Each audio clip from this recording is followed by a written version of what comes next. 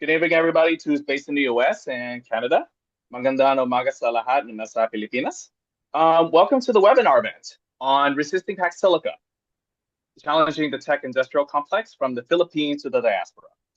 My name is Luwelai Korak, incoming biology lecturer at CUNY, former chairperson of AFSA, and I am your moderator for today. We're so glad that you're here and are ready to learn together. I want to start with giving some housekeeping rules for this webinar event. For those that are based in the Philippines, we do have live interpretation available. We have English to Tagalog as well as vice versa. There should be like a little globe that shows interpretation. And then if you click on that, make sure you be able to get your bearings on it. We will have a Q&A and open forum portions. So when we go to the open forum section, just make sure you please speak in a moderate pace or allow for efficient translation. If for whatever reason you're having issues with live interpretation, go back to the original audio so you won't be able to forget any information that you have. Also, for those who are coming in, please keep your mic on mute during the speaker presentation as well as the Q&A and open forum portion. If you have any questions for the speaker for the open forum section, you can type in the chat or will raise your hand to ask the question yourself. We do have coordinators that will help us kind of coordinate the stack for the discussion portion. If you are going to speak at the open forum, keep in mind that we will send reminders to you again that each participant has a maximum of 2 minutes to give others a chance to speak. Otherwise, please refrain from disrupting the forum. Disruptors will immediately be removed from the webinar. So this event is a collaboration between 3 different scientist organizations: the Association of Filipino Scientists in America, the New York City chapter of Science for the People, and the Philippines-based Advocates of Science and Technology for the People, also known as AGHAM. We have representatives for all 3 of these organizations, and I will give them the opportunity to give a very, very brief pitch of their organization, starting out with AFSA. Hi, everyone. I'm Kalai from AFSA, or Association of Filipino Scientists in America. So we were founded in 2019, and we are a community of Filipino scientists dedicated to really utilizing our expertise to serve our communities both in the Philippines and in the United States. AFSA promotes networking, mentorship, education, and advocacies on issues affecting Filipino and broader communities abroad. Thank you so much, Kalai. Next, we have Science for the People. Hi, everybody. I'm Emmanuel from Science for the People, and this is an organization that started with the anti-war movement against the war in Vietnam in the U.S. And we seek to radicalize scientists to understand how deeply political science is, and to organize as workers to take back control of scientific research for the benefit of the benefit of everybody, and not just to enrich corporations and weapons companies. Thank you, Emmanuel, for Science for the People. Aside from the speaker, we don't have any representatives from AGHAM, so I'll just read from the slide. It is a Philippine-based organization founded in 1999. This is an organization of patriotic, pro-people scientists, engineers, and science and technology advocates, bonded together by a common goal of promoting science and technology that genuinely serves the interests of the Filipino people. And they do this through conducting science-informed advocacy campaigns to better the welfare for the people, using your science skills to serve the people. And so this event was made in a very timely manner. We're seeing the rise of AI globally and the development of large AI data centers that would be used to accelerate the technological development. But it's now more important than ever to be very aware about how AI development has harmed the environment, as well as harming surrounding communities that are in the vicinity of these large AI data centers, as well as laborers that would be alienated by this development of AI. And so that is the tip of the iceberg, but just to ground ourselves in some objectives, we want to learn more about the true neocolonial and imperialist nature of Pax Silica. You'll know what that is today, and its impact on the Filipino people, the environment, and the rest of the world. We also want to understand the kind of technology that's going to be manufactured and processed at the proposed quote-unquote AI hub, and what this means for Filipino workers, as well as to be in dialogue for STEM communities in the Philippines and diaspora, and discuss ways that we can be able to resist together. And so I have the lovely privilege to introduce y'all to Dr. Giovanni Tapang, which will be our speaker for today. Giovanni is a professor of physics at the National Institute of Physics in UP-Diliman, and is the former national chairperson of AGHAM. Giovanni's research critically examines how semiconductors are being used for war, environmental effects of semiconductor development, and how it's tied to AGHAM's struggle against aggressive technological development, as well as development in general in the Philippines. So whenever you're ready, Giovanni, I will pass on to the floor, and it is yours from here.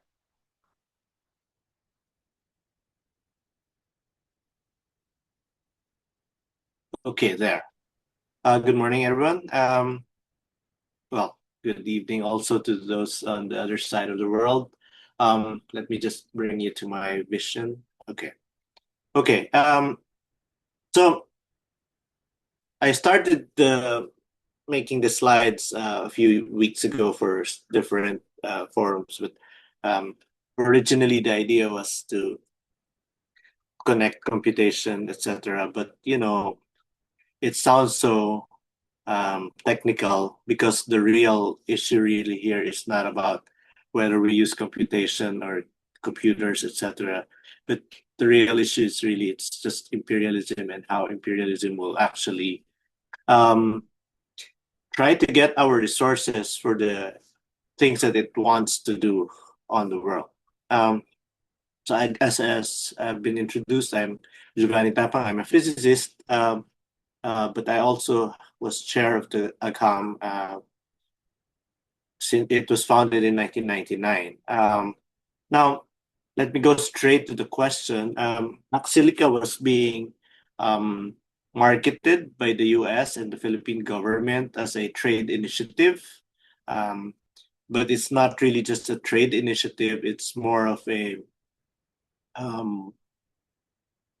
trying to source where the minerals would be, trying to put the Philippines in its whole production for the things that it needs in its global, in trying to do its global reach. And it's also being part of the projection of power, regional power in particular for the Philippines, in its conflict preparation with the things that it is being trying to curb, like China. Now, they are integrating countries like the Philippines, Australia, and the others, not just because they want our workers, but they also want our resources, and they also want a place where to put in the things that they don't really want to have in their backyards. Note that the name is not an accident. It was actually a deliberate choice that we can trace to how the Pax Romana slogan of the Roman Empire to Pax Britannica, where Britain was trying to do its trade supremacy using its naval power, to the post-war U.S. finance and finance overreach and war overreach, and now they're trying to expand it to the AI, quote-unquote AI domain.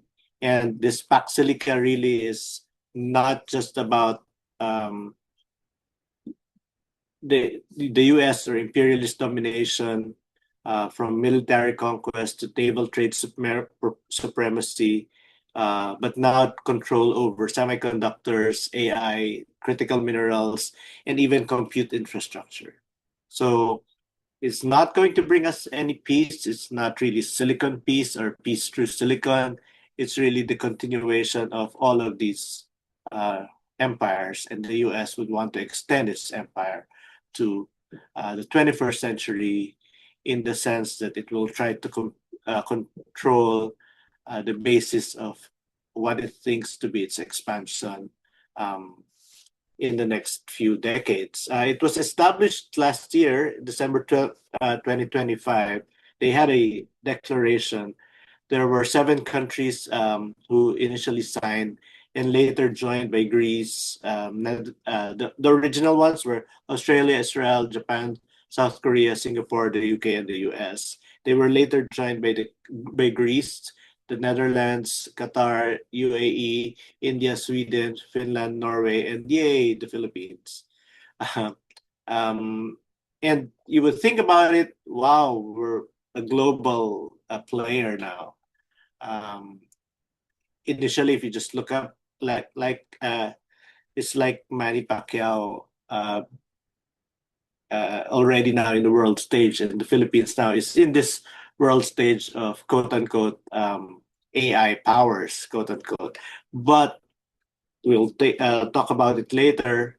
The objective really is to consolidate and secure control over the whole AI supply chain, from sourcing the minerals to applications, to platforms, to energy, to funding, to connectivity, and all of these, the US wants to have its control over every part of the production. Kung dati, it was Pax Americana, using US bases, neoliberal institutions, IMF, World Bank, debts. In Pax Silica, they are trying to use compute, chips, AI, and the mineral chains to make this run. And we cannot take it away from the whole reason why semiconductors matters now, because AI, semiconductors run many of the systems that are being used fairly everywhere, even if you don't think we're using it. The reason why we can have live closed caption in Zoom is because some computer is crunching out that translation automatically. But also we have to realize that it has been seen in the past war, in the continuing war of the US and Israel against Iran, that AI is really a combat multiplier. They use AI to target things. They use AI to predict what will be done, and this will not happen without the material requirements that you use to make all of these computers. That will include the rare earths, the critical minerals that make the digital world possible. And therefore, it's not so hard to imagine where this AI would lead to continuation of the US military projection all over the world. Of course, the contradiction right now is between the US and China. The US does have its IP, intellectual property. It tries to limit the export, for example, of Fable, Anthropic's Fable model for AI. It just restarted a few hours ago. And they do have the design for the chips. They have NVIDIA with them. The compute infrastructure, they had advantage, but China, on the other hand, has leverage on the resources. But slowly as well, China has shown that it can make their own chips. It can produce their own AI models. And therefore, the US is actually trying to catch up. One of the ways it catches up is it tries to limit the use of what they have. For example, Fable, GPT 5.6. These are all limited already, while China is actually rolling out its own AI chips that they don't have to depend anymore on the US, on NVIDIA, on making these chips for them. These are the list. This is the list of the countries who have joined, and I'm sorry if it's a bit small, but even if Pax Silica is a voluntary thing, and despite being a late addition to the list, if you look at the things that have been committed or the projects that have been committed by the countries, it is only us who actually have committed actual land and an actual site for Pax Silica. True to the character of the Philippines being a U.S. neo-colony, it readily gave its resources land where the U.S. is going to site its future projects under the Pax Silica.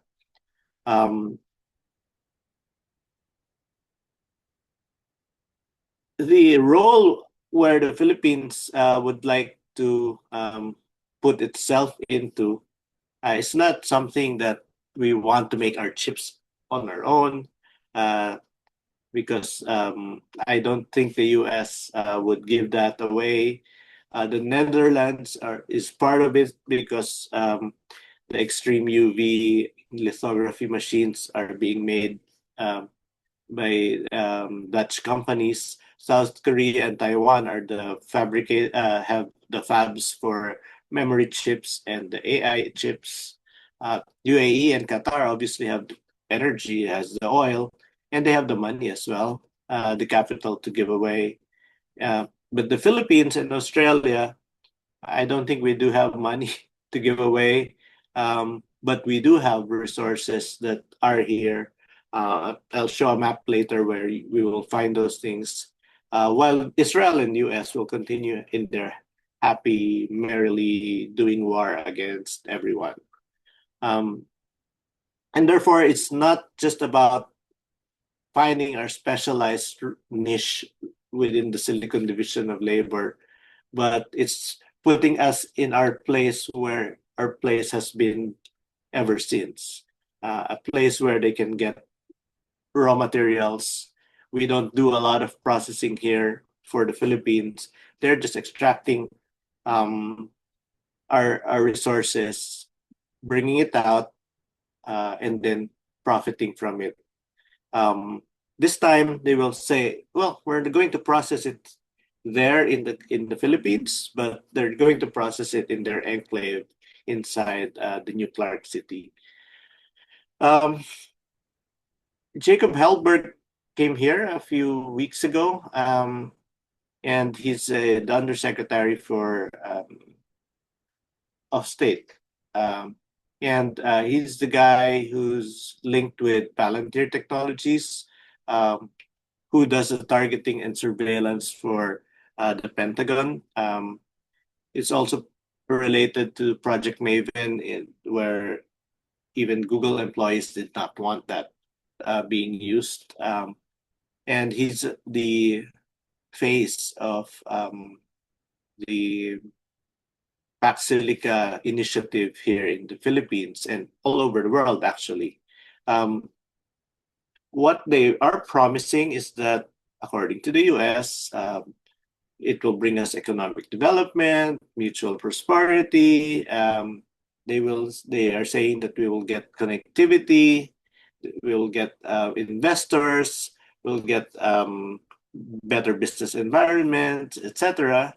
But really, the Luzon Economic Corridor, if you notice that I put diamonds there, those diamond markers are actually places where some of the critical minerals actually are.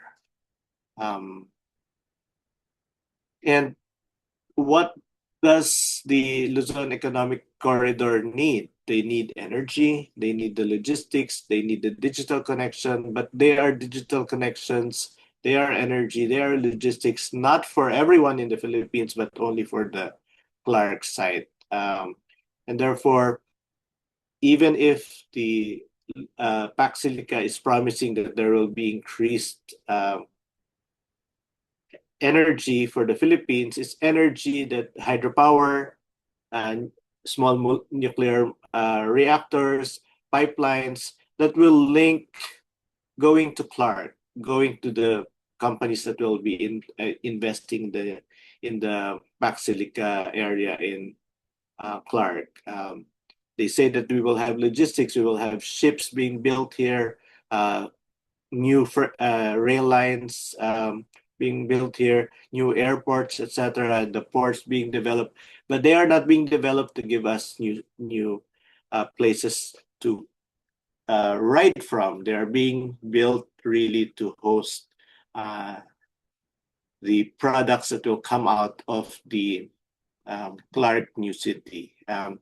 And these are the guys who are working with US companies. You will see that MVP, the Meralco and Smart are planning its nuclear energy projects. They're renewable, quote unquote, renewable energy solar projects, really not to supply Manila or the whole Philippines with our electricity needs, but really positioning themselves to supply those who will be locating in the Clark City. So Raytheon is actually working. If you're familiar with the Philippines, you would wonder, Batangas is so far away from Clark. I think that's around a 4 to 6 hour drive. But the reason why Batangas is there is because Raytheon is working with Collins Aerospace and their plant is in Batangas. And that's why that whole corridor is being built, quote unquote, not really for us having access to Batangas and having a big railway there, but the railway is going to be built from Batangas to Manila to Clark to Subic to connect all of these areas for the capital, the compute, and military mobility of those going to locate, the US firms going to locate in Luzon. This is a map generated by the United States Geological Service, the USGS, and these are the places where you have these critical minerals on the left side. If you know your geography, the Philippines right there in the middle right side, and let's zoom in on it, and you would now understand those diamond symbols that I actually put there. We do have cobalt, we do have gallium. Gallium is part of the silicon, the computer chip industry right now, and also cobalt. And note that these are just the ones identified as of now, and they are actually looking for cobalt, copper, manganese, lithium, nickel as well. These critical minerals are not necessarily the same things as the rare earth elements that are being used, but these critical minerals are the ones that are important in building your batteries, your computer systems, etc. Just a little bit of chemistry, just to remind you where these minerals are. They are actually in the lanthanide series, the rare earths, but the gray ones are the ones also that are also present here in the Philippines. Note that these minerals are used to make, as I said, EV batteries, to build their semiconductors and electronics, to build their data centers, but they're also used in generating sensors. That's why you can see me clearly right now, because there's a silicon chip detector there that's made of silicon that can give you what it sees and feed it through Zoom. The problem is the Philippines has been preparing for this, not really for Pax Silica, but for selling out the country for several decades already. It has created the APIRA framework so that it's deregulated, so that US and foreign firms can quote unquote invest in electricity generation. There's a tax relief, direct power subsidies for those who would want to quote unquote locate in the Philippines. They're giving away 99 years of lease for foreign investors.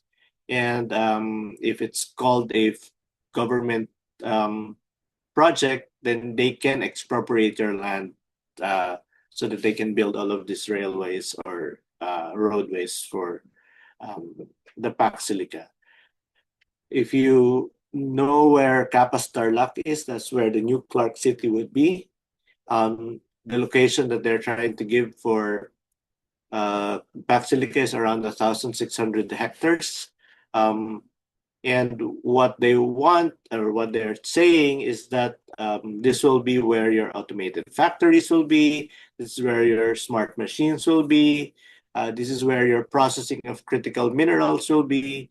This is where your data centers will be hosted. This is where your telecoms networks will be hosted. It's going to be near Clark and Subic. There will be a freight railway. There will be undersea fiber optic connections and 5G that will be in this new Clark City. But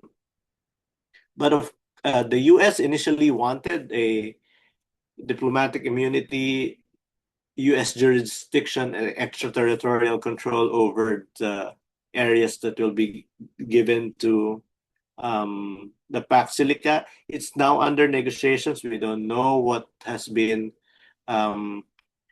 given or given away.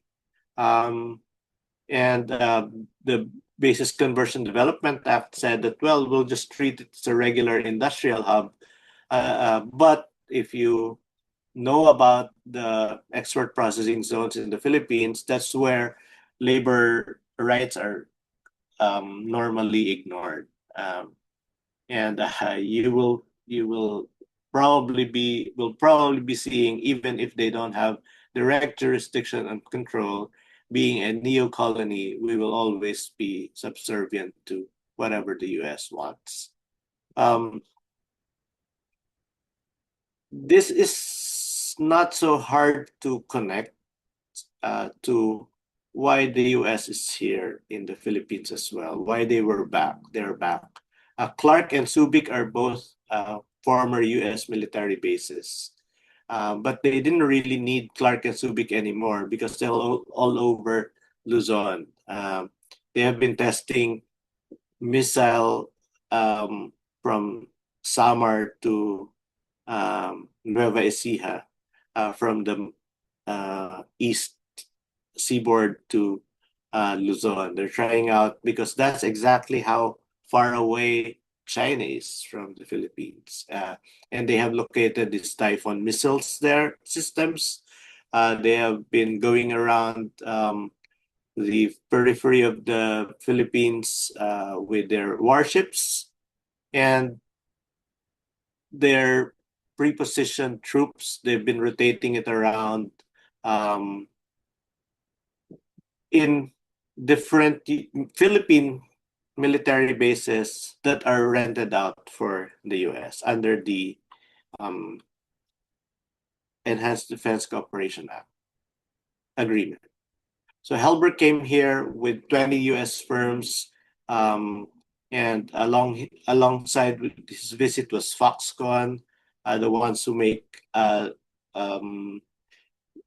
Google phones, Apple phones, Microsoft, Amazon, etc. So Foxconn in Taiwan, and the Israelis also went here to talk about a memorandum of understanding for the processing of critical minerals that Israel would need for its AI, chip design, and cybersecurity use. Tower Semiconductor, a US company, went here as well. And Tower Semiconductor is a US defense contractor that produces guided missile systems used by the IDF. And you can see that a lot of these firms that are coming in the Philippines are the same firms actually that supplies the whole war machine of the US. Now, one other issue that would be important is that these data centers are data centers that would use a lot of energy. And when Singapore did not want the data centers in Singapore, the Philippines said, well, you can bring it here. And there are around 25 to 30 live sites already. More have been planned for this year.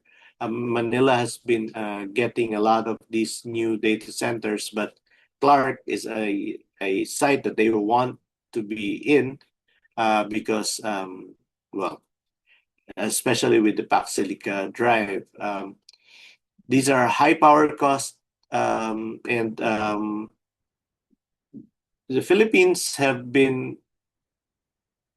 does not really have that large a margin for electricity, and therefore even a thunderstorm in the afternoon would actually cause a blackout in the Philippines. And try to imagine if you add more of these data centers, who are we supplying? Not the households, not our own industries, but the industries that will be located there in Clark. And therefore, if you think about it, we supply the mining sites, we supply the areas where they would build these data centers, these processing machines. Then we're giving them an economic security zone, assure them of energy, assure them of water. For what? For AI that we don't get to use, for chips that we don't get to buy, for technology that we don't get to have a hand in development. What is being left for the Philippines is displacement, militarization, and the mine tailings that are left there by the extraction for this drive for AI. Workers' rights also would be at stake here, because if it's going to be just like the export processing zones, then labor law has been traditionally overturned or overridden inside these areas. The precarious nature of jobs here in the Philippines, because we don't really have a lot of jobs here available for our people, would actually be enhanced by these quote-unquote AI firms or technology firms going to locate in Clark. And calling that we should be AI native means, if you translate it in the Philippines, is not really going to be a upskilling that everybody will understand how to use AI in their jobs, but it's really replacement of labor by quote unquote these AI tools that they're developing. Maybe I'll just like to inject this one. What kind of development do we really need? In fact, in particular, what kind of development does the Philippines really need? We don't have to get things that we use ordinarily in the Philippines. We really do have to import a lot of it. We have to import our technology. We have to import our machines. We have to import even our clothes. We have to import. And the question would be, if we want to produce the things that ordinary Filipinos would use, then we need to have a capacity to build not only those goods, but also the machines to build other machines. The factories that will make other factories for the Filipinos. Because if we're going to be just locators, they're not producing AI for the Philippines. They're not producing chips for the Philippines. They're not producing power for the Philippines. They're producing power, chips, AI for others. And would the Filipinos benefit here? No. And therefore, if we really want to talk about AI, new technologies and new developments for the Filipinos, then we have to build it ourselves, right? So that you can secure the livelihood, so we don't have a problem with jobs here in the Philippines, to have sustained growth, and we have to produce primarily for domestic consumption and not for others for exports. Because if not, then we're just going to repeat what has been happening for the past century. And manufacturing has been going down to around only 16% of our economy. 60% of our economy are services, meaning we're not really producing the things that we do. We're producing services, which does not create a clothing or chips or computers. We don't make things here anymore. The high power cost and therefore would be actually a problem. And therefore, we cannot separate our questioning of why Pax Silica is not the path for quote-unquote industrialization for us. We also have to frame it with what's happening in the global structure where the US, Israel is waging war against everybody else, and China is also flexing its imperialist power, because it's a resistance to war is also a resistance to how they are plundering our countries and our economies. And therefore, maybe I'll just end there because we still are in the middle of a war. We're still in the middle of how they're trying to extract things for us. And of course, what we need to develop is how do we resist this, not only in the Philippines, but also to include everyone. And that's why I'm so happy to see everyone here from, how do you term it, from the diaspora. And because it does not really just include the whole Filipinos all around the world, but it has to include everyone who does not want our future to be in the hands of these imperialists who only want their power. So that will be all for today. Maybe we can devote a lot of the rest of the time for discussion. All right. This information that you've been gathering, the campaigns that you're doing in your local chapters we need to actually consolidate it so that we can use it to show that not just the Filipinos don't want it, the Canadians, the US, the Australians, the Americans, etc., don't also want it. And the only ones who want it are the ones who want to continue the war machine. And therefore, that's our task in general, to build that solidarity across the globe, and to also strengthen our understanding on their devious ways to go around this. So I've been chatting away with some of those and I actually put out my email there. Please do email me because there are plans really to talk about it, not only in terms of informing everyone, because I think this is one of the first steps to inform everyone about what Pax Silica is, what impact it is for the Philippines, but also to now try to build that resistance against Pax Silica, because right now they're just planning for it. Nothing is yet being built. It's, as you can see, only the Philippines has committed a land to it. All the rest are it's a memorandum of understanding, quote unquote. And therefore, there's still time to put a wrench on all of these plans. And that would need us generating a campaign against all of this. Of course, we should plan tactically as well, and also strategically on how to go about, because this is not really just about Pax Silica. This is all about imperialism. That's why I changed my title. And imperialism has a long memory and has long plans. It's not just about Pax Silica, really. It's not just about war, really. It's about exploitation of the whole world again for their own benefit and not for ours. And therefore, we have to frame it in that strategic resistance. while we can have gains against Pax Silica, the call really is to reject Pax Silica. We can still do a lot of that in our own countries, but we have to always remember this is just one part of it.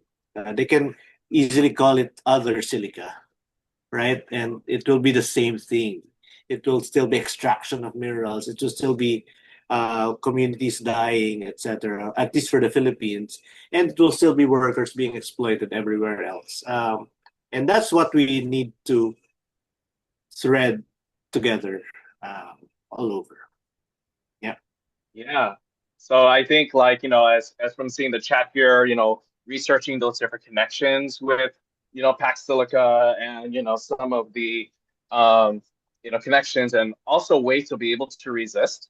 One way that we can, I just kind of put this up on the screen for a while. So the three orgs that I mentioned, we're actually been putting together a petition on opposing Pax Silica.